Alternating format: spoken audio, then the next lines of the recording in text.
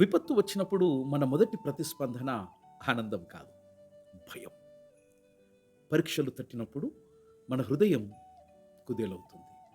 విశ్వాసం కదిలిపోతుంది. కానీ దేవుని యొక్క వాక్యం మనకు భిన్నమైనటువంటి ఆజ్ఞనిస్తుంది. శోధనలు మిమ్మల్ని తట్టుకొనున్నప్పుడు ఆనందంగా పరిగణించండి అని సెలవిస్తుంది. ఇది సాధారణమైనటువంటి ధైర్య ఉపదేశం కాదు మిత్రమా. ఇది ఒక ఆత్మీయమైనటువంటి విప్లవానికి నాంది. యాకోబు గ్రంథంలో ట్రయల్స్, శోధనలు అన్నటువంటి ఈ పదాన్ని గ్రీకు భాషలో పెయిరిస్మోస్ అని పిలుస్తారు. పెయిరిస్మాస్, ట్రయల్స్, శోధన, విశ్వాసాన్ని శుద్ధి చేయు అగ్నిగా పరిగణింపబడ్డది.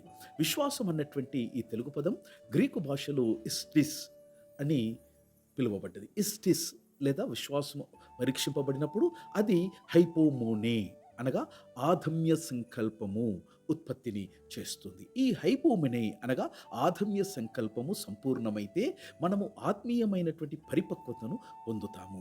భయానికి సంబంధించినటువంటి హీబ్రూ పదము ఈరా.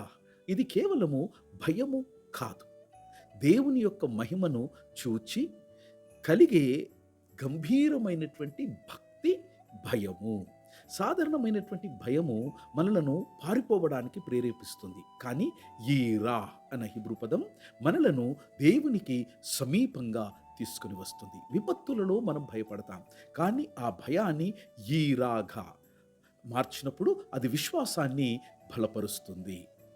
స్థైర్య సాధన అనేది కష్టాలు తప్పించుకోవడానికి కాదు, వాటిని దేవుని సాధనంగా అంగీకరించడం. పైరిస్మోస్ అనగా ట్రయల్స్, శోధన మన బలహీనతను బయటపెడుతుంది. అయితే హైపోమోనే అనగా ఆధమ్య సంకల్పం మనలో స్థిరత్వాన్ని, గ్రీకులో దీనిని ఇటానట్ను పెంపొందిస్తున్నది. విపత్తు మన విశ్వాసాన్ని కూలదోసేందుకు రాదు మిత్రమా, దానిని పునఃస్థాపించేందుకు వస్తుంది. భయం మన హృదయాన్ని వణికించదు మిత్రమా, కానీ విశ్వాసం దానిని స్థిరపరుస్తూ ఉన్నది. యెహోవా నేడు నీ భయాన్ని ఈరాగా మార్చును. మనం దేవుని వైపు తిరిగేటువంటి భయముగా దానిని మార్చును.